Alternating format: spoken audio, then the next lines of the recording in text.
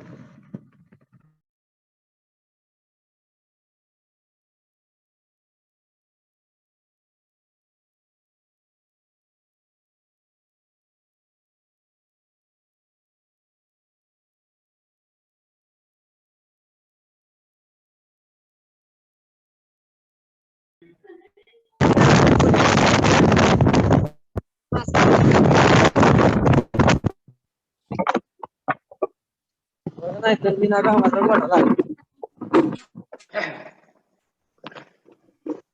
Open लेक्चरला start करत आहोत आता.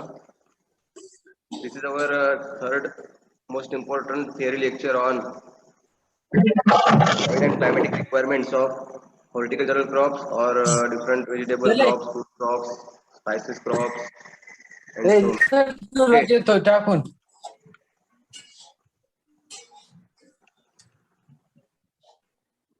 So तुम्हाला माहितच आहे की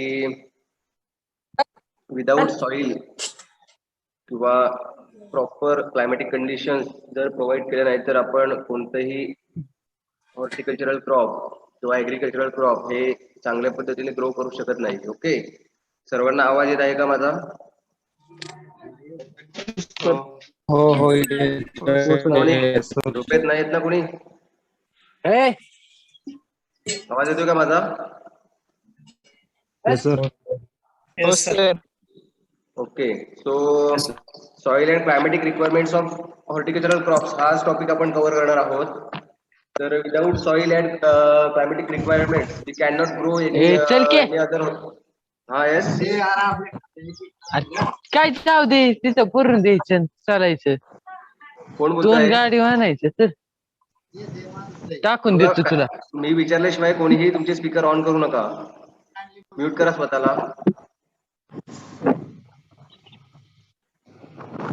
तुम्हाला विचारल्यानंतरच तुम्ही माईक ऑन करायचा आहे आणि क्वेश्चनचा आन्सर करायचा आहे. Mute yourself. Swapnil, Swapnil, mute yourself.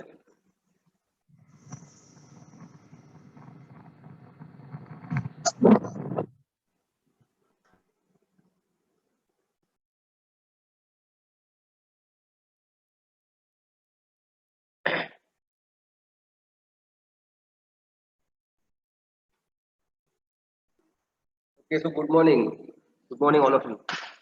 So this is our third most important theory lecture on soil and climatic requirements of horticultural crops. So climate and soil are the chief natural factors in which the success or failure of crops growing is dependent. Okay, soil आणि climate वरती प्लांटचं जे growth and development आहे किंवा जे success आहे, yield आहे, ते depend करतं. तर knowledge of effect of various soil and climatic conditions on fruit growing is very essential for every prospective fruit growers, as all fruits cannot be grown successfully in every type of soil and climate. Okay, तर प्रत्येक जे fruit crops आहे ते कोणत्याही region मध्ये येईल का किंवा कोणत्याही सॉइल कंडिशन्स मध्ये ते ग्रो होईल का? तर नाहीये. तर त्यासाठी आपण वेगवेगळ्या टाईपचे सॉइल आहेत, त्यानंतर वेगवेगळे क्लायमॅटिक कंडिशन्स आहेत, वेगवेगळे झोन आहेत. तर तिथे आपल्या इंडियन हॉर्टिकल्चरल डेटाबेस जो आहे किंवा जे आपले सायंटिस्ट आहेत ते तिथे काम करत आहेत आणि त्यांनी आपल्याला वेगवेगळे फ्रूट क्रॉप्स वेगवेगळ्या सॉइल मध्ये कोणकोणत्या सॉइल मध्ये वेगवेगळे कसे कोणकोणते फ्रूट घ्यायचे आहेत आणि कोणकोणत्या वेगवेगळ्या क्लायमॅटिक कंडिशन्स मध्ये कोणकोणते फ्रूट ग्रो केले पाहिजेत आणि ते कसे सक्सेसफुल ग्रो होतील त्यासाठी आपल्याला त्यांनी मार्गदर्शन केलेलं आहे. तर there are different types of soils. Okay, तुम्हाला माहितच असतील. ओके, देर ब्लॅक सॉइल आहे, रेड लॅटरेटिक सॉइल आहे, सँडी लोम आहे, लोम सिल्ट आहे, क्ले सॉइल आहे, एल्युवियल सॉइल आहे. Okay, these are the different types of soil, and as such there are different climatic conditions. So in this classification we will see about the different classification. So in that classification we will see the tropical climatic conditions, subtropical climatic conditions, arid climatic conditions, then temperate, semi-arid climatic conditions. So there are different types of climatic conditions and different zones. So we will grow the fruit crops or different vegetable crops, different crops we can grow on different climatic conditions. Okay, so in this chapter we'll see the soil and climatic requirements. So what is the exact climatic requirements and soil requirements for growing particular crop in our area? So climate includes several factors like temperature, humidity, rainfall, wind, hail, then light. Whereas soil contains moisture, then moisture supply, texture, structures, chemical compositions, and soil temperature, soil humidity. Okay, so these are the factors in which soil and climatic requirements of horticultural crops will cover.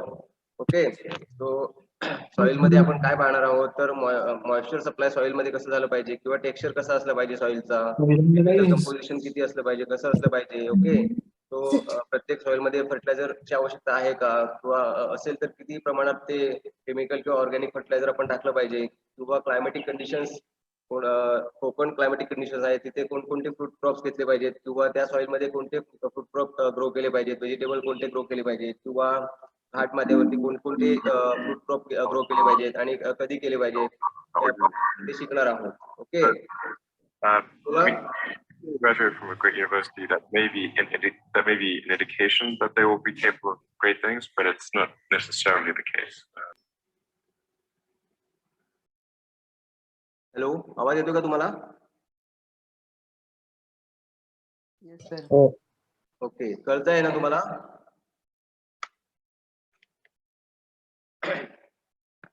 तर आपण first soil बघणार आहोत. Soil requirements for horticultural crops. Okay, तर soil मध्ये काय आहे तर horticultural crops require soil as growing medium. Okay, soil हे एक माध्यम आहे जिथे आपण फ्रूट किंवा व्हेजिटेबल क्रॉप आहे ते आपण ग्रो करत आहोत. ओके, सॉइललेस मीडिया सुद्धा आहेत पण त्या ग्रीन हाऊस मध्ये किंवा पॉली हाऊस मध्ये आपण ते सॉइललेस मीडिया हे आता ऍडव्हान्स टेक्नॉलॉजी मध्ये ते वापरत आहोत आपण, पण ते व्हेजिटेबल क्रॉप मध्ये किंवा फ्लावर क्रॉप्स मध्ये आपण फक्त युज करू शकतो. फ्रूट क्रॉप्स मध्ये आपण ते नाही युज करू शकत सॉइललेस मीडिया. ओके, तर horticultural crops require soil as a growing media, so it provides mechanical support, nutrients and water to the plant growth. The demand of horticultural crops is mainly water, nutrient and growth hormones. Okay, then the number of factors affect fruit absorbing nutrients and moisture. To ensure development of efficient fruit growth, the soil must contain adequate supply of air, water and low bulk density. So most of the horticultural crops need well-drained soil and cannot tolerate waterlogging. Horticultural crop साठी वेल drain soil, ज्या soil मध्ये पाण्याचा निचरा चांगल्या पद्धतीने होईल अशी soil आपण हॉर्टिकल्चरल क्रॉप साठी किंवा ते ग्रो करण्यासाठी आपण घेत आहोत. किंवा त्यानंतर water logging conditions. Okay, water logging condition झाले तर ते झाड लावलेलं आहे ते कुजण्याची शक्यता आहे, त्यामुळे वॉटर लॉगिंग कंडिशन्स आपण तिथे अवॉइड करणार आहोत किंवा त्या टॉलरेट करायच्या आहेत आपल्याला तिथे. Therefore, deep and well-drained soil free from harsh subsoils are needed for growth of the plant. Okay, तर सॉइल कशी असली पाहिजे, डीप असली पाहिजे. Then well-drained soil free from hard subsoil are needed for growth of the plant. While examining the soil, more attention is paid to its physical conditions rather than its chemical composition. Okay, जेव्हा आपण soil testing करणार आहोत soil sample जेव्हा आपण laboratory लेवलला नेणार आहोत तर तिथे मोर अटेन्शन कुठे आपलं असलं पाहिजे तर फिजिकल कंडिशन्स पेक्षा केमिकल कंपोजिशन मध्ये त्याचं जास्त आपण अटेन्शन पे केलं पाहिजे. ओके, तिथे न्यूट्रिएंट कंटेंट किंवा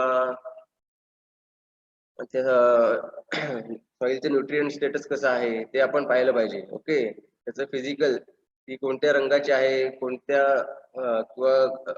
कोणत्या कलरची आहे किंवा कशी आहे, कोणत्या रिजन मधली आहे हे बघण्यापेक्षा आपण तिथलं न्यूट्रिशन स्टेटस तिथं बघणं आवश्यक आहे. ओके, ते soil may be defined as soil म्हणजे काय आहे नेमकं तर superficial earth crust which function as storehouse of reservoir of water and nutrient at the same time providing the necessary physical support to the plant. Okay, तो तुम्हाला soil सायन्सचा course असेलच, त्यामध्ये सॉइलची डेफिनेशन असेल, पण तरी सुद्धा इथे मी मेन्शन केलेली आहे. ओके, सो सॉइल मीन्स माती. माती म्हणजे काय आहे तर superficial earth crust which function as storehouse of reservoir of water and nutrient at the same time providing the necessary physical support to the plant. Okay, so this is the definition of soil. तर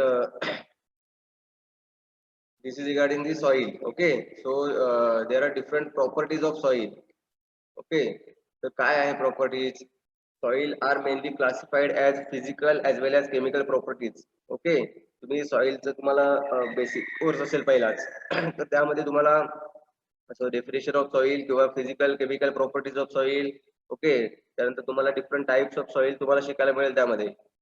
okay, तर आपण त्या आता मी काही तुम्हाला ते सांगत नाही डिटेलमध्ये, पण आपण एक बेसिक तुम्हाला माहितीसाठी त्याचे फिजिकल अँड केमिकल प्रॉपर्टीज असतात. Okay, of mostly influence mineral matter of the soil by the soil particles like sand, silt and clay. हे या बेसिक गोष्टी आहेत. सँड पार्टिकल मध्ये आता सॉइल मध्ये डिफरंट टाइप्स ऑफ सॉइल्स आहेत. त्यामध्ये सँडी क्ले आहे, सँडी लोम आहे, सँडी सॉइल आहे. तर सँडी क्लेचा अर्थ काय आहे नेमका तर सँडी क्ले मध्ये 20 to 35% क्ले पर्सेंट असतं. ओके, क्ले पर्सेंट किती असतं सँडी क्ले मध्ये 20 to 35% क्ले असतं. Then less than 28% silt and more than 45% sand. Okay, sandy clay. Then sandy loam soil मध्ये 50% sand and less than 20% clay. Okay, then sandy soil मध्ये more than 70% sand and less than 50% clay. असं वेगवेगळे सॉइलचे types आहेत आणि त्याचं composition आहे, त्यावरून सॉइलचे types ठरलेले आहेत. ओके, एल्युवियल सॉइल तुम्हाला माहित असेल. एल्युवियल सॉइल आपल्या इंडियामध्ये जास्त एरिया कव्हर करत आहे. ओके, या सगळ्या टाइप्स म्हणजे sandy loam soil, red lateritic soil, black soil, ह्या जेवढ्या म्हणजे ते जे टाइप्स आहेत सॉइल मध्ये, त्यामध्ये एल्युवियल सॉइल आहे ते सगळ्यात जास्त एरिया कव्हर करत आहे. ओके,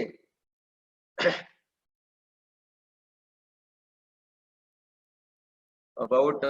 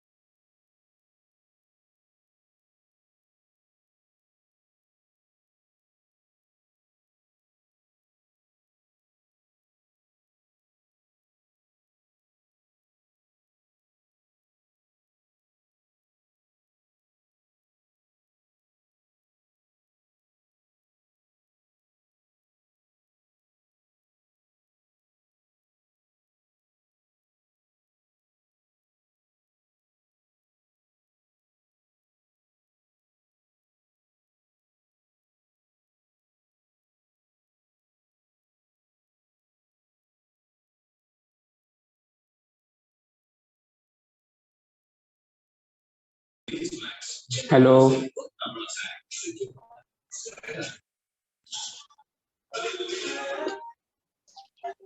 फिनिश झालीच. क्लास फिनिश नाही सर दिले.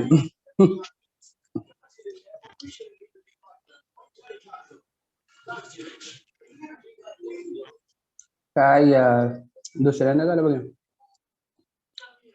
आले आले हम्म. आले आले सर आले.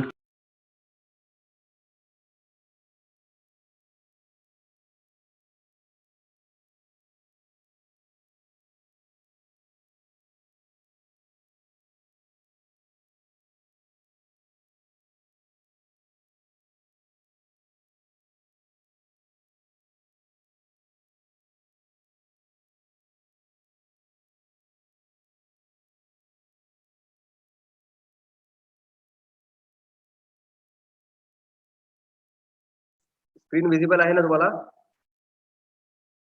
नाही सर अजून तर. नाही आहे का? नाही सर. हो. आहे की नाही? नाही. नाही. Wait no sir. नाही sir.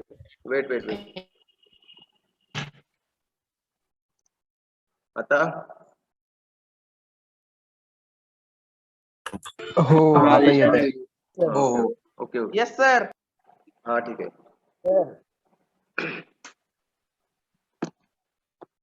So we'll see the different physical properties of soil. So first one is soil structure. Okay, so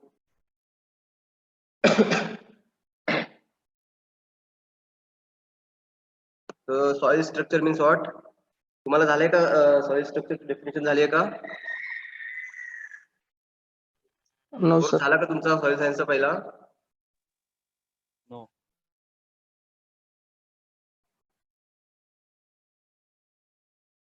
बोला. Define soil structure.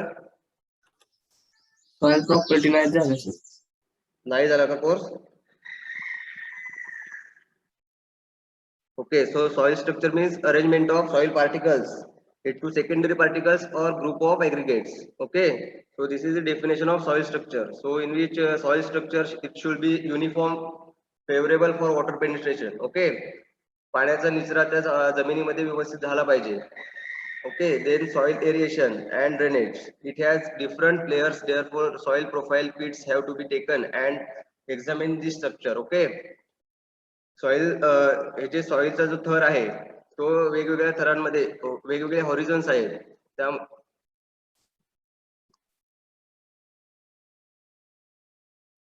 एक मिनिट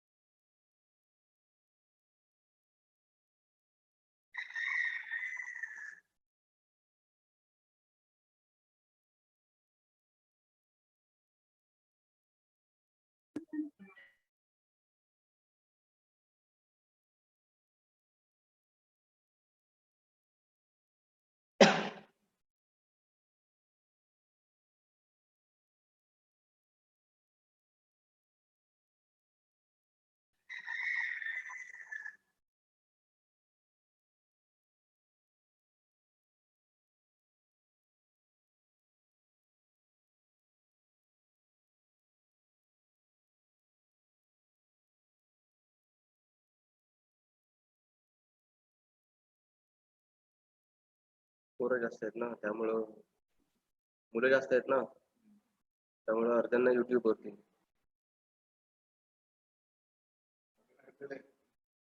काही तर झूम झूम ऍप वरती काही युट्यूब वरती बघतात.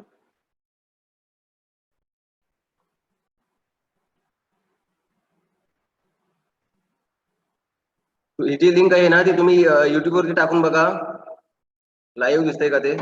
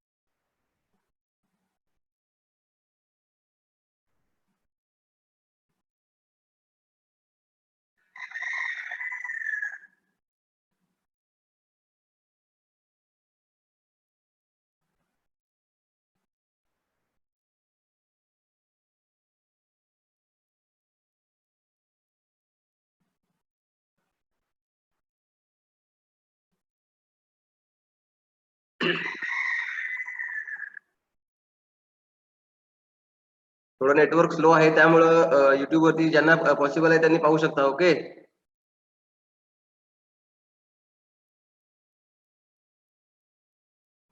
Then second one is soil aeration and drainage. So in that soil aeration which is helpful for growth of aerobic organisms in the soil to promote metabolic activities of this organism. Fruit and vegetables require well-drained soil. Poor performance observed due to poor ventilations or poor aerations drainage. Therefore, well-drained soil is essential. So extreme wet and dry soil should be avoided. Okay, soil aeration and drainage. Soil aeration मध्ये जे aerobic organisms आहेत, okay, जे micro organism आहेत त्यांच्या ग्रोथसाठी soil aeration हे खूप important factor आहे.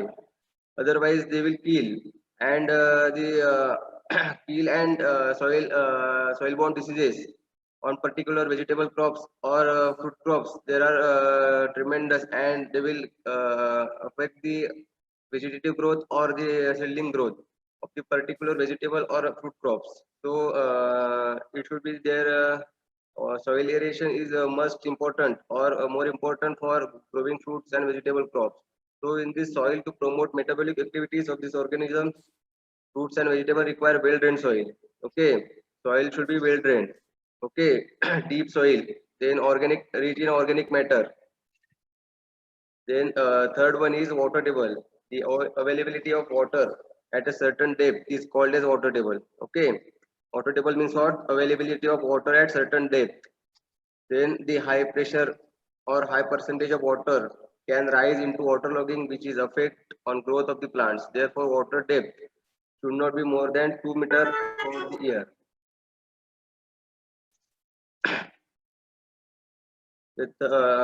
Next one is soil depth and organic matters. So these are the different properties in which soil depth and organic matter. Soil ची depth किती असली पाहिजे झाड लावताना आणि organic matters content. तर heavy soils cause waterlogging and poor aeration. Okay, heavy soil असतं तिचं जो due to hard pan soil, there are problems of different deficiencies, physical deficiencies or chemical deficiencies. So heavy soil cause waterlogging and poor aerations. Okay, then light soils are infertile due to lending of nutrients. Light soil असते तिथे पाण्याचा निचरा जास्त होतो, त्यामुळे तिथले जे मायक्रोन्यूट्रिएंट्स आहेत, मॅक्रोन्यूट्रिएंट्स आहेत, ओके, किंवा इसेन्शियल न्यूट्रिएंट्स आहेत ते लीच आउट होतात. ओके, लीच आउट म्हणजे काय, तर ते त्याचं जे प्रॉपर प्रमाण आहे किंवा कंपोजिशन आहे ते पाण्याचा निचरा जास्त झाल्यामुळे ते वाहून जातात आणि ते झाडांना मिळत नाही. त्यामुळं सॉइलची जी डेप्थ आहे किंवा ऑर्गॅनिक मॅटर कंटेंट आहे तो प्रॉपर झाला पाहिजे तिथे. हेवी सॉइल सुद्धा नको आहे किंवा लाईट सॉइल सुद्धा नको आहे. Then the soil should be 2 to 2.5 meter deep for growing of fruits and vegetables.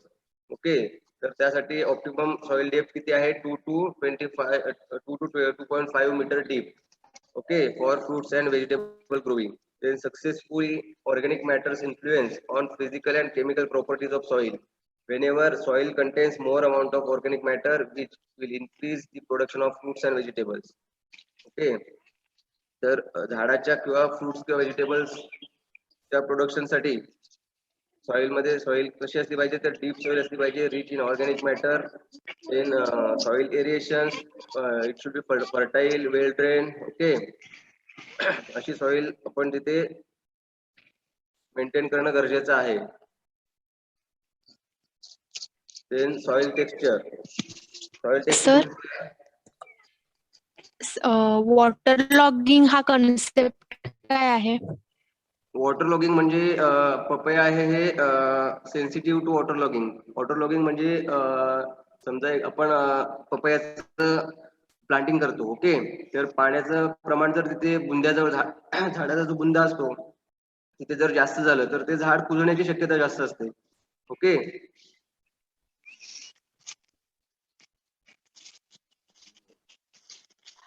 आणि हेवी सॉइल आणि लाईट सॉइल हा कन्सेप्ट काय आहे?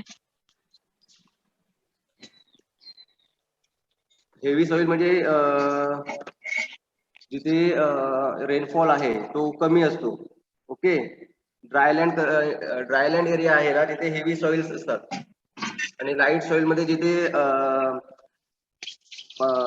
रेनफॉल अॅन्युअल जो रेनफॉल आहे तो मोर दॅन किंवा इन बिटवीन 2000 to 3000 mm पर्यंत असतो. तिथे जो न्यूट्रिएंट लॉसेस आहे तो जास्त होतो किंवा लिचिंग लॉसेस आहे ते जास्त होतात. ओके, म्हणजे जे कोकण एरिया आहे ते आपण त्याला लाईट सॉइल म्हणू शकतो.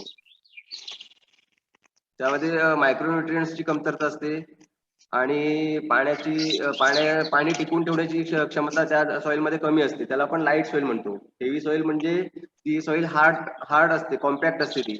ओके, ओके सर, मग जर हेवी सॉइल मध्ये म्हणजे ड्राय कंडिशन असेल तर तिथे वॉटर लॉगिंग कसं होते? तिथे वॉटर लॉगिंग होण्याचे चान्सेस कमी असतात. मग तिथे लिहिताना लिहिले की heavy soil caused water logging. हा, वॉटर लॉगिंग तिथे समजा जर आपण तिथे ड्रेनेज फॅसिलिटी नसेल ना तर तिथे शक्यता आहे ना. जर ड्रेनेज सर, फॅसिलिटी अवेलेबल नसतील ना तर तिथे वॉटर लॉगिंग कंडिशनची पॉसिबिलिटी आहे. Okay sir. Then soil texture. Okay, soil texture म्हणजे काय, an expression of the distribution of various particle size present in soil as coarse, medium or fine texture. Okay, म्हणजे soil texture. In this case horticultural crops generally required medium texture soil. Okay, जर horticultural crops आहेत त्यांना medium texture soil. Okay, ते fine and coarse texture soil should be avoided. Fine आणि course texture soil हे avoid करायचे आहे. तुम्हाला हे सॉइल टेक्स्चर किंवा सॉइल स्ट्रक्चर आहे हे तुम्हाला सॉइल सायन्सचा जो तुम्हाला कोर्स आहे त्यामध्ये फंडामेंटल्स ऑफ सॉइल सायन्स असेल किंवा दुसरा कोणता असेल कोर्स त्यामध्ये तुम्हाला शिकायला मिळेल की नेमकं सॉइल टेक्स्चर काय आहे, सॉइल स्ट्रक्चर काय आहे हे तुम्हाला त्यामध्ये व्यवस्थित जे कोणी कोर्स टीचर असतील ते तुम्हाला शिकवणार आहे. हे फक्त ह्या बेसिक गोष्टी आहेत त्या तुम्हाला त्या कोर्समध्ये होतील, पण आपल्या या सिलेबस मध्ये आहे ते मी जस्ट तुम्हाला डेफिनेशन किंवा जे काही बेसिक गोष्टी आहेत त्या मी तुम्हाला सांगणार आहे. तर सॉइल टेक्स्चर म्हणजे काय, an expression of the distribution of various particle size present in soil as coarse, medium or fine. Okay, हे टेक्स्चर आहे, सॉइलच्या टेक्स्चर बद्दल आहे. Then soil temperature. So soil temperature affects the root activity and is influenced by aeration, and drainage.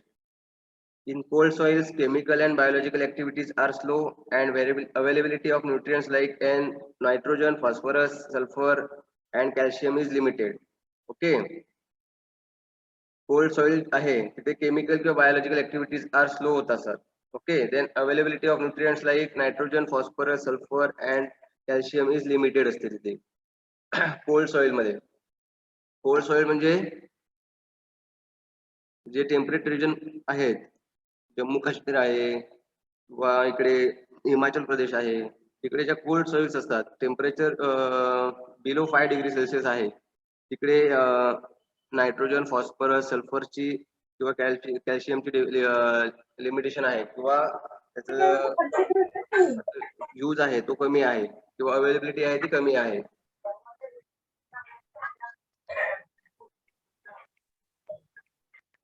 Then ह्या पण physical property पाहिल्या. Then chemical properties of soil.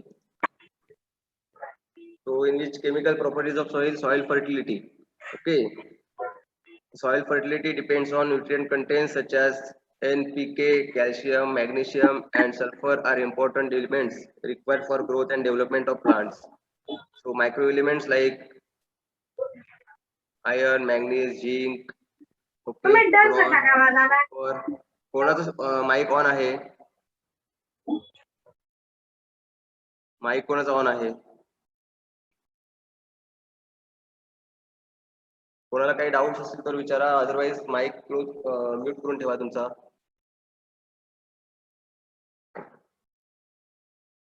तर soil fertility सुद्धा आवश्यक आहे. Soil fertility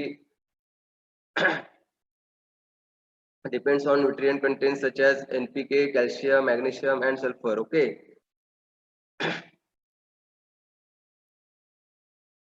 Then soil reaction. Soil analysis is important to find out the chemical composition of soil.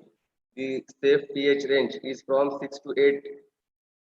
Horticultural crops साठी soil pH आहे तो 6 to 8 आहे. जे acidic to somewhat basic.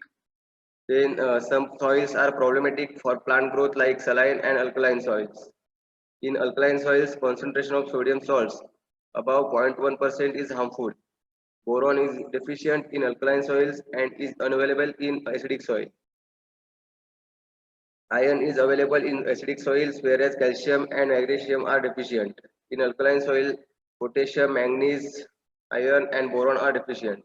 So soil reaction मध्ये बघा, सॉइल रिएक्शन आहे तिथे काय म्हटलेलं आहे तर हॉर्टिकल्चरल क्रॉप साठी 6 ते 8 एवढा पीएच असणं गरजेचं आहे. आणि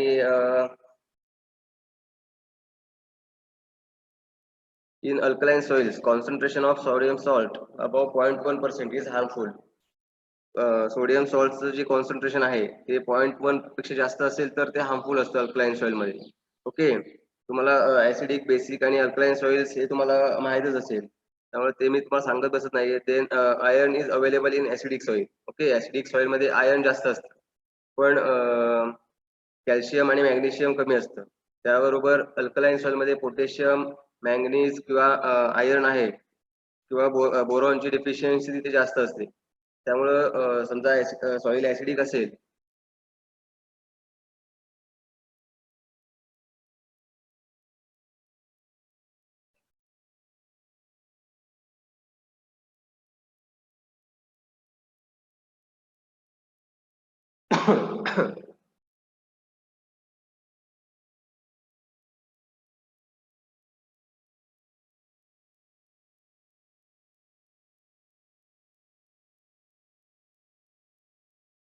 प्रॉब्लेमॅटिक सॉइल मीन्स कोणाला माहित आहे का problematic soil?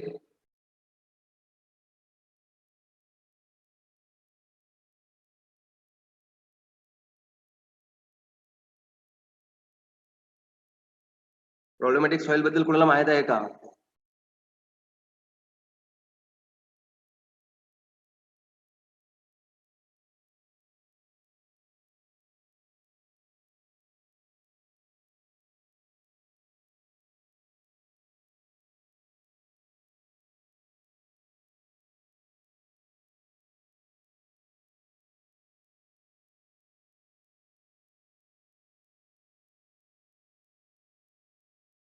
Tanmay, problematic soil माहित आहे का तुला?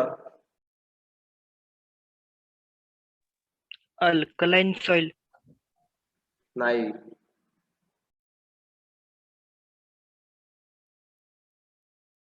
अजून काही कोणाला सांगता येईल का प्रॉब्लेमॅटिक सॉइल बद्दल? सॉइल लेवल मध्ये सॉल्ट जास्त आहे. सॉइल काय?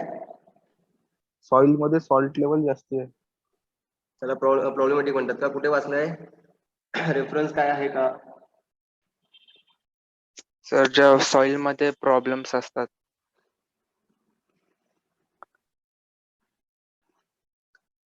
अजून कोणाला सांगता येईल?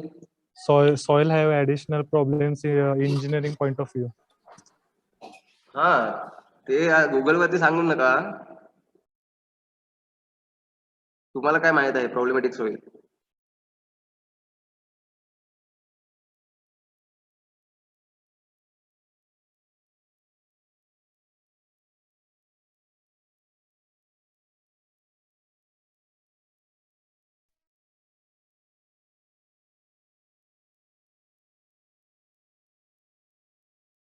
ओके, उद्या तुम्ही सांगायचं मला प्रॉब्लेमॅटिक सॉइल म्हणजे काय आहे. ओके, उद्या आपलं प्रॅक्टिकल आहे, सो तुम्ही उद्या मला सांगायचं प्रॉब्लेमॅटिक सॉइल म्हणजे काय आहे नेमकं ते. ओके, मी आज तुम्हाला सांगत नाहीये. नोट डाऊन करून ठेवा, problematic soil means what.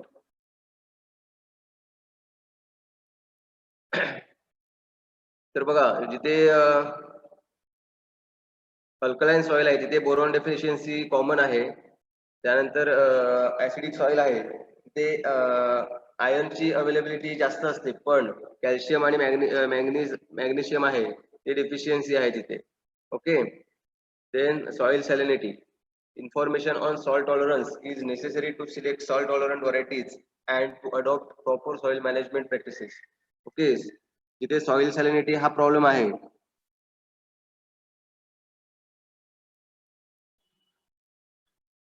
Soil, बघा अनिरुद्ध कुलकर्णीने सांगितलंय soil which require fertiliser remedy to increase fertility. Okay, म्हणजे काय प्रॉब्लेमॅटिक सॉइल का?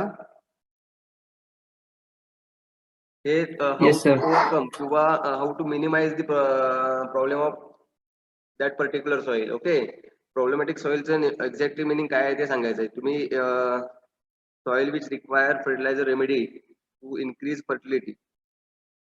ठीक आहे, चल. त्याने बघा सांगितलं आहे soil which require fertiliser remedy to increase fertility means problematic soil. ठीक आहे, अजून कोणाला काही सांगायचं असेल तर सांगा, किंवा मग उद्या मला सांगायचं आहे प्रॉब्लेमॅटिक सॉइल. ओके, मी उद्या रजिस्ट्रेशन नंबर विचारेन किंवा नाव घेऊन विचारेन, तेव्हा तुम्हाला सांगता आलं पाहिजे प्रॉब्लेमॅटिक सॉइल म्हणजे काय. ठीक आहे, तर next one point is our soil salinity. So soil salinity जर टाळायची असेल तर आपल्याला वेगवेगळे रूस्टॉक आहेत किंवा डिफरंट व्हरायटीज आहेत त्या यूज करून आपण सॉइल सॅलिनिटी प्रॉब्लेम आहे किंवा सॉल्ट टॉलरंट व्हरायटीज आहेत त्या यूज करून आपण तो प्रॉब्लेम ओव्हरकम करू शकतो. तो सॉल्ट टॉलरंट क्रॉप कोणते आहेत तर डेट पाम आहे, फाल्सा आहे, sapota, fig, grape. So these are the different fruit and vegetable crops which are salt tolerant crop. Then moderately salt tolerant crops कोणते आहेत तर पोमोग्रेनेट आहे, ग्रेपफ्रूट आहे, लेमन आहे, apple, pear, plum. Okay, so these are the moderately salt tolerant crop. Then salt sensitive crop. Salt sensitive कोणते आहेत तर orange, peach, avocado, strawberry, asparagus, beet, cabbage. So these are the salt sensitive. Okay, salt tolerant आणि sensitive माहित आहे तुम्हाला, explain करायची गरज नाहीये ना. टॉलरंट म्हणजे ते टॉलरेट करू शकतात. ओके, सॉल्ट किती सॉल्ट असलं जमिनीमध्ये तरी ते टॉलरेट करू शकतात. ओके, आता डेट पाम आहे, डेट पाम हे सलाईन सॉइल मध्ये जरी लावलं, अगदी त्याचा पीएच 10 असला तरी पण ते चांगल्या प्रकारे ग्रो होऊ शकतं. पण मँगो जर आपण त्या सॉइल मध्ये लावायला गेलो तर ते होणार नाही. ओके,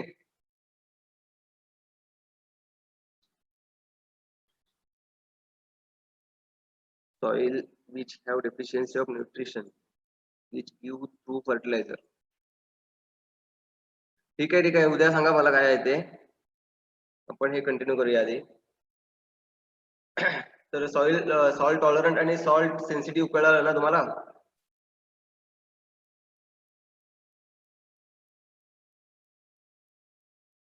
तर हे आहेत physical and chemical properties of soil. Then we'll see the climatic conditions. Okay, climatic requirements काय आहेत ते आपण बघणार आहोत आता. So weather and climate मध्ये तुम्हाला तुमची टेस्ट झालीच असेल, त्यामुळे क्लायमेट म्हणजे काय तुम्हाला सांगता येईलच. Define climate. क्लायमेटची डेफिनेशन काय आहे?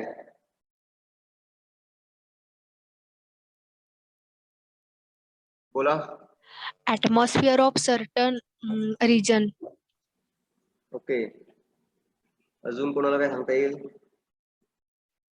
तुम्हाला डिफरन्स शिकवला असेल किंवा डेफिनेशन तुमची टेस्ट सुद्धा झाली आहे ना, आपण सुद्धा टेस्ट घ्यायची आहे. ओके, आपले जे काही 2 लेक्चर झालेले आहेत, क्लासिफिकेशन झालेलं आहे किंवा स्कोप अँड इम्पॉर्टन्स, तर त्यावरती आपण टेस्ट घेणार आहोत. ओके, चालेल ना तुम्हाला? बोला. टेस्ट नकोय का? चालेल सर. हा, तर आपण टेस्ट घेणार आहोत. तुम्हाला मी नोट्स देणार आहे आणि तुम्ही अभ्यास करा. त्यानंतर आपली एक टेस्ट होईल मग. ठीक आहे, तर क्लायमेटची डेफिनेशन सांगा अजून 1-2 लोकांनी.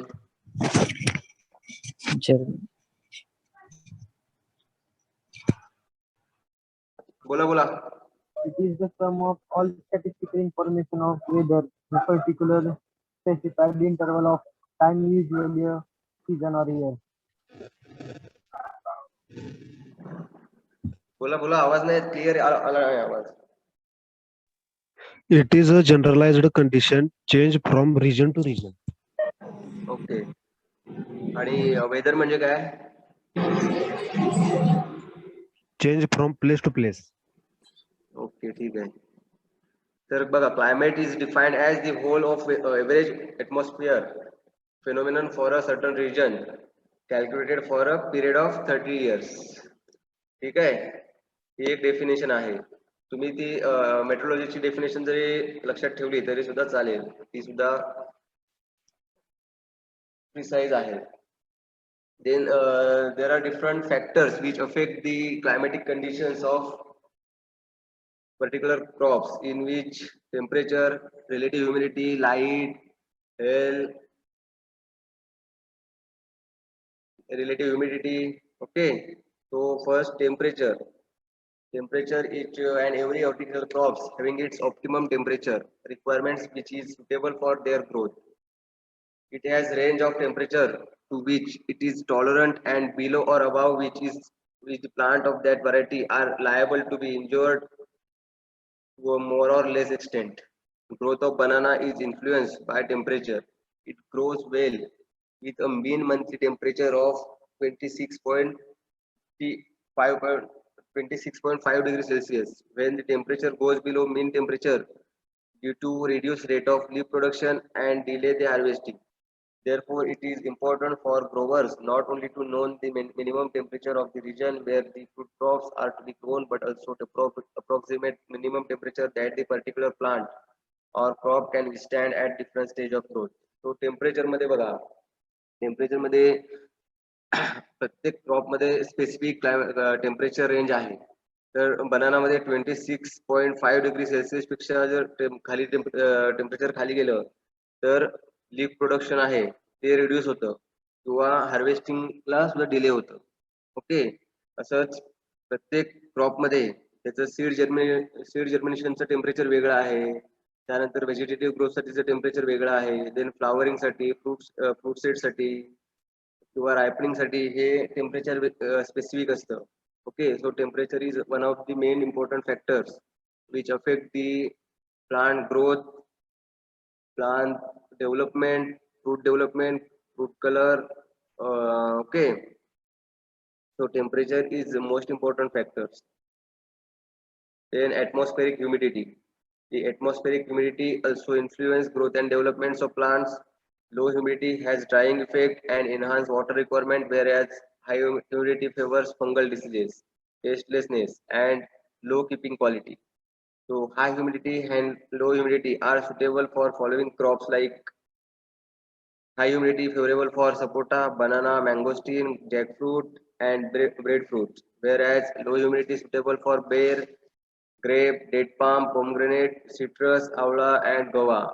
The atmospheric humidity affects the juiciness of the fruits, which is observed in Ambiya Bahar. Fruits of mandarin is juicier than Mruga Bahar of mandarin, probably due to humidity during growing season of both bahar. Okay, so atmospheric humidity ही सुद्धा temperature सारखीच most important factor आहे किंवा phenomenon आहे. तो जर हाय humidity झाली तर काय होतंय आणि लो ह्युमिडिटी असेल किंवा हाय ह्युमिडिटी कोणत्या क्रॉपसाठी सुटेबल आहे, लो ह्युमिडिटी कोणत्या क्रॉपसाठी सुटेबल आहे.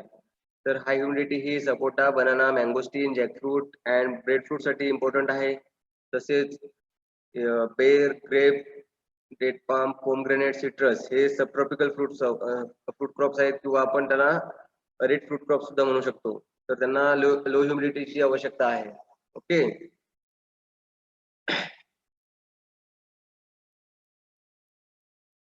तर लो ह्युमिडिटी असेल, ओके, लो ह्युमिडिटी असेल तर ड्राईंग इफेक्ट किंवा एनहान्स वॉटर रिक्वायरमेंट, वेअरॅज हाय ह्युमिडिटी फेवर्स फंगल डिसीजेस. जर जास्त ह्युमिडिटी असेल तर तिथे फंगल डिसीजचा अटॅक जास्त होतो किंवा tastelessness and low keeping quality. Okay, keeping quality आहे तर त्या फ्रूट क्रॉपची लो असते, देन टेस्टलेस असतात ते फ्रूट किंवा फंगल डिसीजेस पासून ते फंगल डिसीजचा अटॅक तिथे जास्त असतो. जिथे हाय ह्युमिडिटी आहे तिथे, लो ह्युमिडिटी आहे तिथे drawing effect. Okay, fruit drop तिथे होण्याचा संभव जास्त असतो किंवा तिथे वॉटर रिक्वायरमेंट एनहान्स करणं गरजेचं आहे. तर ऍटमॉस्फेरिक ह्युमिडिटी सुद्धा तेवढीच इम्पॉर्टंट आहे.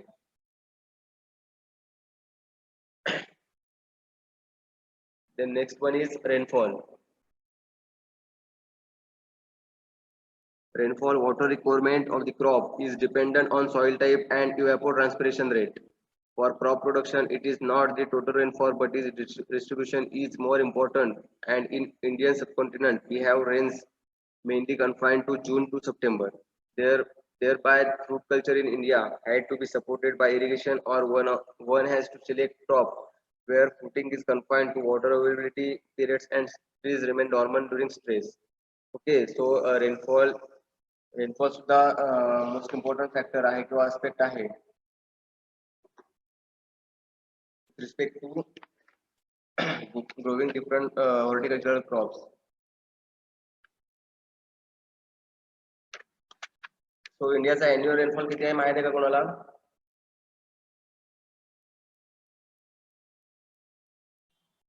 एव्हरेज अॅन्युअल रेनफॉल किती आहे माहिती आहे का इंडियाचा? कोणाला सांगता येईल का? MM मध्ये सांगा किंवा सेंटीमीटर मध्ये सांगा.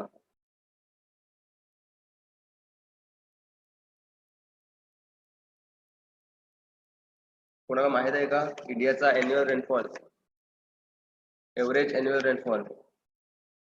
125 125 का? येस. काय 125 काय आहे? ऍव्हरेज युनिट काय आहे त्याला? 1020. हा, पण युनिट पण सांगा पुढे.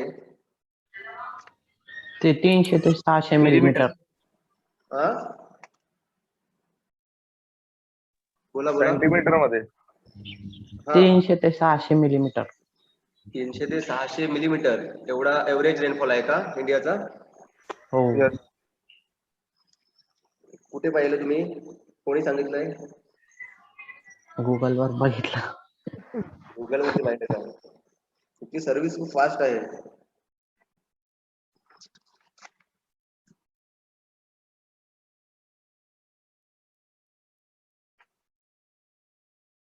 अजून कोणाला काही सांगायचं आहे का अॅन्युअल रेनफॉल बद्दल?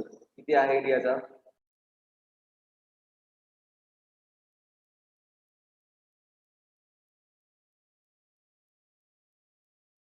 तन्मय,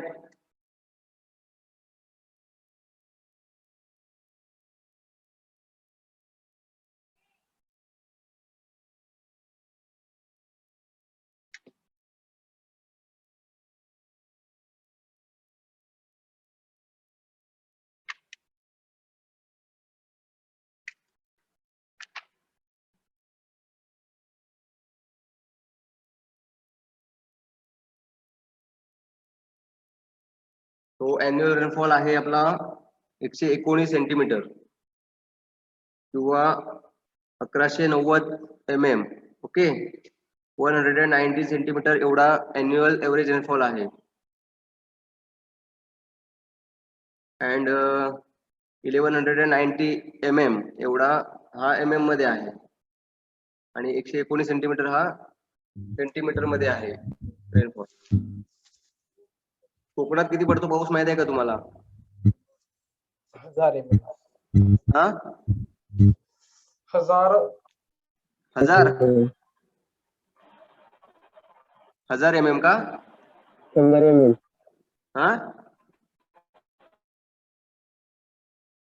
तुमच्या इथे किती पडतो? कराड किंवा सातारामध्ये किती पडतो माहित आहे का? किती पडत असेल? किती असेल तिथला annual rainfall?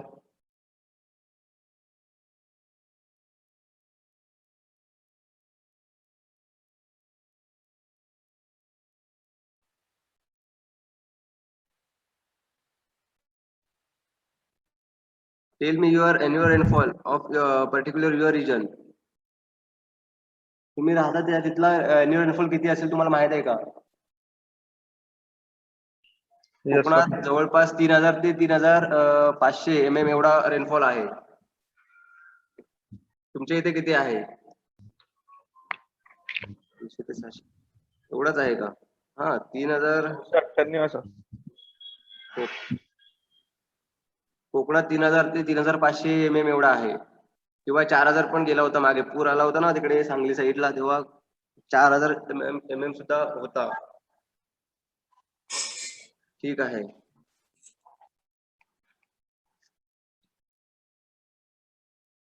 So excessive rains occurring in short periods.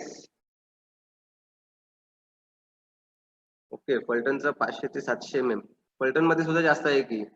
एवढंच आहे का? 500 ते 700 जास्त आहे फलटण मध्ये सुद्धा.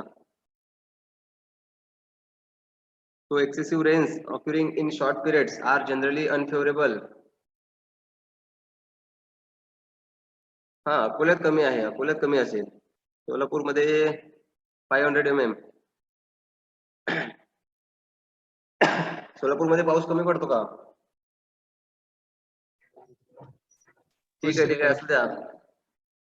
तुमच्या माहितीसाठी तुम्हाला माहित असलं पाहिजे की आपल्या रिजनचा अॅन्युअल रेनफॉल किती आहे. ठीक आहे. तर excessive rains occurring in short periods are generally unfavorable to fruits as it leads to waterlogging and at blooming time may wash away pollens and thereby inhibit pollination. In low rainfall region, cultivation of fruit crops is difficult if adequate and cheap irrigation facilities are not available. बघा, जर जास्त पाऊस झाला. Okay, ठीक आहे, ठीक आहे, pass झाला आता. रेनफॉल तुमचा आता तुमच्या इथे तुमच्यासाठी तुम्हाला माहित असू द्या फक्त आता. If excessive rain occurring in short periods, there are problems of leads to waterlogging and at blooming time may wash away pollens. Okay, जे पोलन्स आहेत, पोलन प्रोड्युसिंग प्लांट्स आहेत, ते जास्त पावसामुळे वॉश आउट होतात. त्यामुळं फ्रुटिंग होत नाही किंवा ॲबनॉर्मल फ्रुटिंग होते, किंवा जे आपण म्हणतो एबॉर्शन, पोलन अबॉर्शन होतं ना, ते त्यामुळे होतं. Then there due to lower rainfall area, किंवा जिथे रेनफॉल कमी आहे तिथे difficult if adequate and cheap irrigation facilities are not available. थोडंसं हे चालू आहे.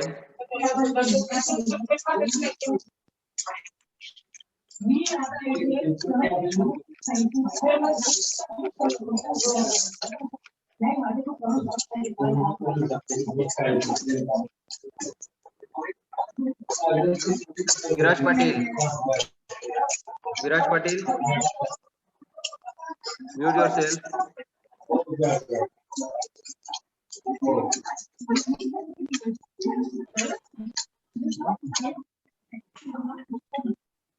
Viraj Patil,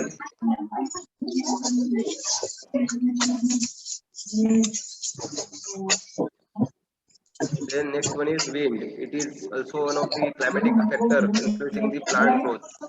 The situation where it's exposed to wind cause evaporation of soil moisture and thereby necessitates more frequent irrigation.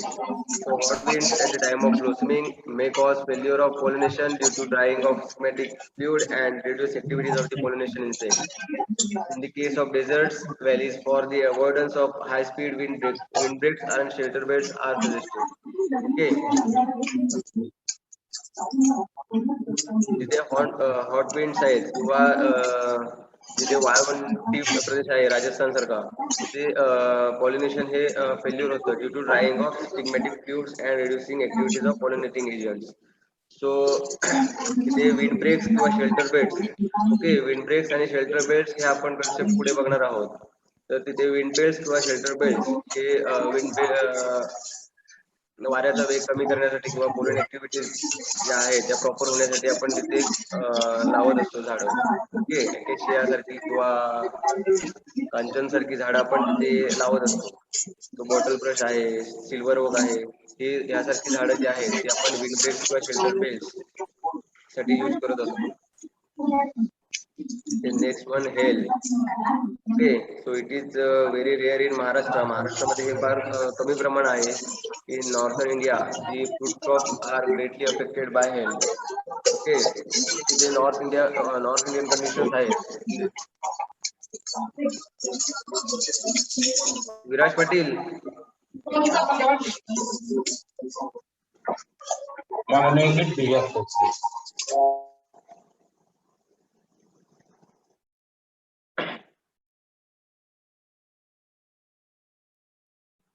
तो हिलचा जो प्रमाण आहे ते महाराष्ट्रामध्ये कमी आहे, पण नॉर्थ इंडियन कंडिशन्स आहेत किंवा नॉर्थ इंडियन रिजन्स आहेत जसे की दिल्ली आहे त्या साईडला हिलचं प्रमाण हे जास्त आहे. ठीक आहे.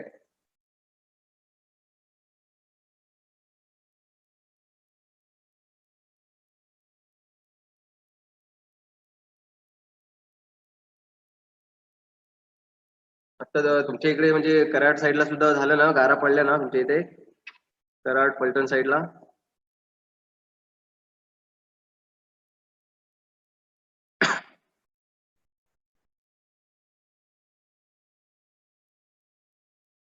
बोला, कराड साईडला सुद्धा गारा पडल्या ना मागे? हो सर. नाही का? सातारमध्ये सर कराडला नाही पडला सर गारा. पडल्या होत्या कराडला गारा. थोडं बाहेर येऊन सुद्धा बघत जा रे. तर महाराष्ट्रामध्ये हे प्रमाण कमी आहे, पण नॉर्थ इंडियन कंडिशन्स आहेत किंवा नॉर्थ इंडियन रिजन्स आहेत तिकडे हे प्रमाण खूप जास्त आहे. आणि त्यामुळं यंग फ्रुट्स आहेत किंवा फ्लावर्स आहेत ते अफेक्ट करतात क्वालिटी किंवा त्याचं जे प्रोडक्शन आहे यील्ड वरती त्याचा परिणाम दिसून येतो. Then sunlight.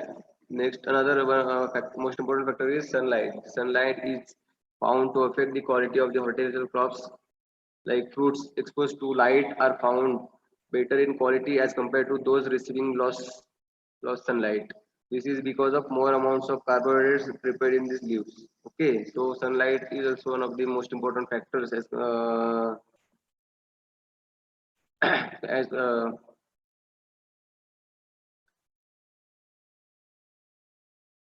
compared to hail, wind and rainfall. Okay, so आपण आता climatic zones of horticulture crops बघणार आहोत. ह्या क्लायमेटिक झोन्स इन ओव्हरऑल वर्ल्डच्या आहेत किंवा इंडियाच्या पण सुद्धा म्हणू शकतो, आणि त्यानंतर आपण महाराष्ट्राच्या क्लायमेटिक झोन्स बघणार आहोत. So climate is one of the important complex factor which influence the food production.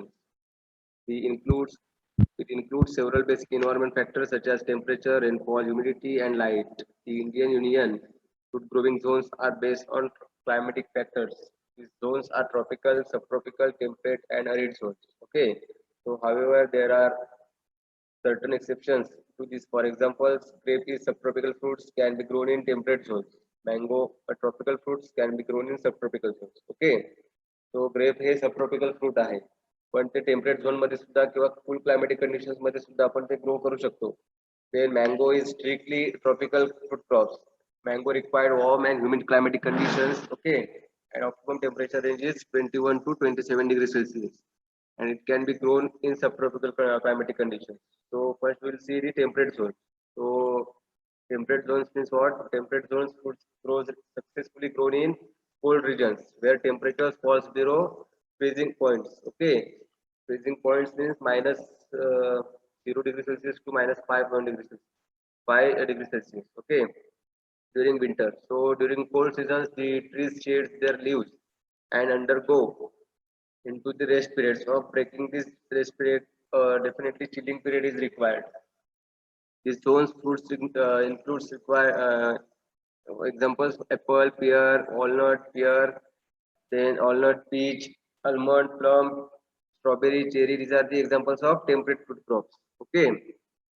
Then temperate zone states are Jammu Kashmir, Himachal Pradesh, UP, Arunachal Pradesh, Kullu Valley, parts of Punjab, and Nilgiri Hills of Tamil Nadu. These are the different zones. Okay. हे temperate रिजनचे zones आहेत कोणकोणते आहेत तर Jammu and Kashmir आहे हिमाचल प्रदेश आहे UP आहे Arunachal Pradesh Kullu valley आहे कॅट्रन आहे Punjab Nilgiri hills and Nilgiri hills of Tamil Nadu okay so these are the temperate zones आणि हे वेगवेगळे फ्रूट क्रॉप्स आहेत ते तिथे ग्रो केले जातात ठीक आहे हे टेम्परेट फ्रूट क्रॉप्स आहेत then tropical zones. This class required hot and humid climatic conditions in summer and mild winter. It includes only evergreen fruits such as mango, sapota, papaya, cashew, pineapple, banana. Okay, so these are the strictly tropical fruit crops. And tropical zones कोणते आहेत किंवा tropical zone states कोणते आहेत तर वेस्ट बेंगाल आहे Kerala Karnataka Tamil Nadu Odisha Andhra Pradesh and some parts of Maharashtra हा हे आहे ते ट्रॉपिकल झोन मध्ये ठीक आहे next one is sub tropical zone so this class of fruit grows mostly in plains where climate is hot and comparatively dry and winter is less severely than temperate zones so this class includes fruit like citrus falsa fig and pomegranates so these are the subtropical fruit crops and zones are Punjab, Uttar Pradesh, some district of Bihar, Madhya Pradesh, and some parts of Maharashtra. Okay, so these are the subtropical zones. And last one is arid zone. In arid zone, very low and distribution in erratic, leading to low plant stand and productivity. The water storage capacity of soil in these areas is very low. Poor texture and shallow soil. In this class, fruits like pear, custard apple, आवळा, tamarind, jamun, okay. So हे जे crop आहेत ते arid zones मध्ये घेतले जातात.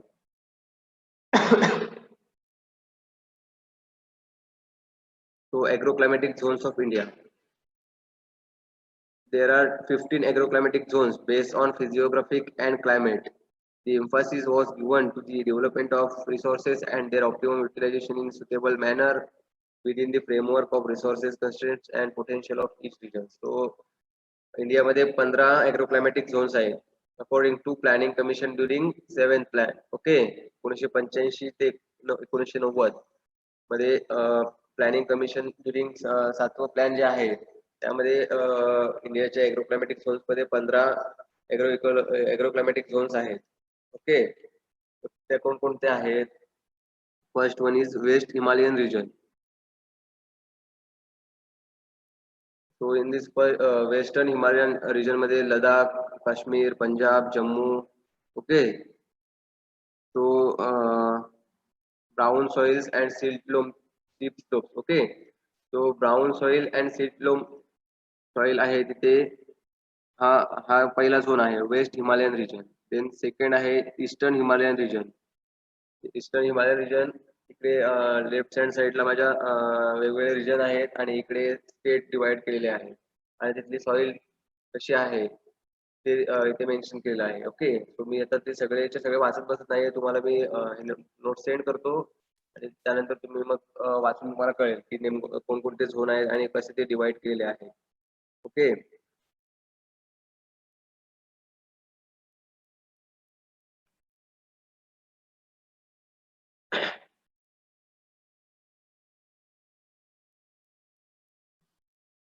आपलं जे आहे ते west coast plains and hills region, तो सौराष्ट्र, महाराष्ट्र, गोवा, कर्नाटक, तामिळनाडू. ओके, हा जो आहे आपला वेल्थ, हा आपला इथे रिजन आहे, west coast plains and hill region. Okay, हा महाराष्ट्र आपला आहे, तो ह्या रिजन मध्ये बसवलेला आहे. तो ॲग्रोक्लायमॅटिक झोन्स इन इंडिया, त्यामध्ये तिथे मॅप आहे, तुम्हाला तो नंतर बघा तुम्ही. तो आपला हा जो मॅप आहे त्यामध्ये वेगवेगळे झोन्स आहेत आणि वेगवेगळे स्टेट्स आहेत, ते कसे डिवाइड केलेले आहेत ते.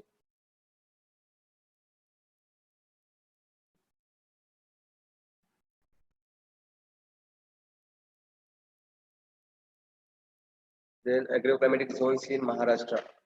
ओके, सो ते त्यामध्ये पण very high rainfall zones with lateritic soil. Okay, हा कोकण रिजन आहे इथे. देन जिओग्राफिकल लोकेशन दिलेलं आहे. देन कोणकोणते डिस्ट्रिक्ट आहेत.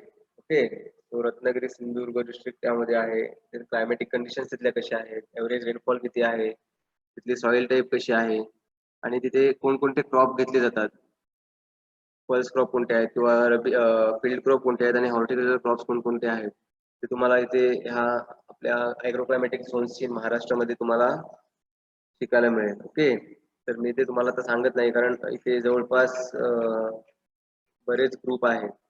ओके, वेस्टर्न घाट आहे, कोकण, नॉर्थ कोकण आहे, साऊथ कोकण आहे. तुम्हाला हे वाचून समजेल की आपला जो रिजन आहे तो कोणत्या झोन मध्ये येतो, किंवा त्याचं जिओग्राफिकल लोकेशन काय आहे, किंवा कोणकोणते जिल्हे त्या प्रत्येक झोन मध्ये येतात. त्यानंतर त्या प्रत्येक झोनची क्लायमॅटिक कंडिशन्स कशी आहे, तिथे एव्हरेज रेनफॉल किती आहे, तिथली सॉइल टाईप कशी आहे, क्रॉप अँड क्रॉपिंग पॅटर्न, किंवा कोणकोणते क्रॉप इथे घेतले जातात, फील्ड क्रॉप कोणते घेतले जातात, ते हॉर्टिकल्चर क्रॉप कोणते घेतले जातात, हे तुम्हाला हे PDF वाचल्यानंतरला तुम्हाला कळेल. Okay, so this is all about the soil and climatic requirements of horticultural crops. Okay, तो आपण इथे थांबायचं आहे. तुमची अटेंडन्स घेतो, सगळ्यांनी कॅमेरा ऑन करा. तुम्हाला मी हे PDF पाठवतो लगेच. आणि असाइनमेंट्स मध्ये तुम्ही बोटॅनिकल नेम जे लिहिलेले आहेत ते काहीचे चुकलेले आहेत. ओके, साधा मँगोचं बोटॅनिकल नेम सुद्धा तुम्हाला व्यवस्थित लिहिता आलेलं नाहीये, किंवा काही बोटॅनिकल नेम आहे ते तुम्ही अर्धवट लिहिलेले आहेत. ओके, समजा स्ट्रॉबेरीचं असेल तर फ्रॅगरिया काय, त्याच्या पुढे काय ते तुम्ही लिहिलेलंच नाहीये. ओके, किंवा फॅमिली असेल तर तुम्ही त्याची ऑर्डर वगैरे काहीतरी भलतंच लिहिलेलं आहे, तर ते तेवढं तुम्ही चेक करा. ओके, मी आता तुमची नावं घेत नाहीये, पण मी जसं जसं चेक करत आहे तसं मला कळत आहे. ओके, आणि त्यानंतर एडिबल पार्ट आहे, तिथे एडिबल पार्टच लिहायचा आहे. तुम्ही तिथे इल्डचा कॉलम काही नाही केलेला आहे, तर ते तशात तुम्ही थोडं लक्ष द्या, कॉपी पेस्ट करू नका. मला कळतंय कोणी कॉपी केले, कोणी कॉपी पेस्ट कसं केलेलं आहे ते. ओके, काहींची 23 पानं झालेली आहेत, काहींची 40 पानं झालेली आहेत, काहींची 17 पानं झालेली आहेत. तर मिस काय करू नका, त्यामध्ये सगळे पॉईंट्स कव्हर करा. त्याचा फायदा तुम्हालाच प्रॅक्टिकलला वगैरे होणार आहे, किंवा पुढे भविष्यात होणार आहे. ओके, तर बोटॅनिकल नेम जे लिहिलेले आहे तुम्ही, समजा मँगोचं बोटॅनिकल नेम आहे मँजिफेरा इंडिका, तर मँजिफेरा इंडिकाला तुम्ही अंडरलाईन करायचं आहे खाली, तर काहींनी केलेलं नाहीये. ठीक आहे, तर अशा ज्या छोट्या चुका आहेत त्या तुम्ही टाळायच्या आहेत. मी जसं जसं चेक करत आहे तसं तसं तुम्हाला तुमच्या चुका सांगत आहे. ओके, सगळ्यांच्या झालं की सांगेन मी, पण आणि तुमची टेस्ट घेणार आहे. ओके, तो टेस्ट साठी तुम्हाला मी आता मी PDF घेणार आहे. तो टेस्ट साठी आपण हे तिन्ही चॅप्टर घ्यायचे की फक्त आधीचे 2 घ्यायचे? आधीचे 2. Okay, scope and importance and classification. Okay, चालेल ना? क्लासिफिकेशन आणि स्कोप अँड इम्पॉर्टन्स. हो चालेल सर. हा, आणि टेस्ट कधी घ्यायची? उद्या घ्यायची की संडेला? संडेला सर. संडे चालेल, ठीक आहे. संडेला आपण टेस्ट घेऊया आणि सगळ्यांनी अभ्यास करा. मी तुम्हाला नोट्स सेंड करतो आजच. ओके, कॅमेरा ऑन करा, मी तुमची अटेंडन्स घेतो.